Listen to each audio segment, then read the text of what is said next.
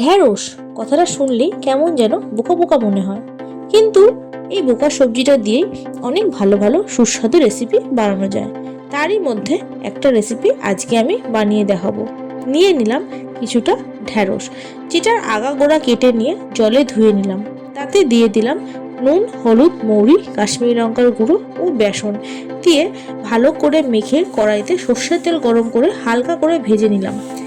একটা বাটিতে 1 চামচ সাদা সর্ষে, পোস্ত, 4টে কাঁচা লঙ্কা, কাজু বাদাম দিয়ে একটা পেস্ট বানিয়ে নিলাম।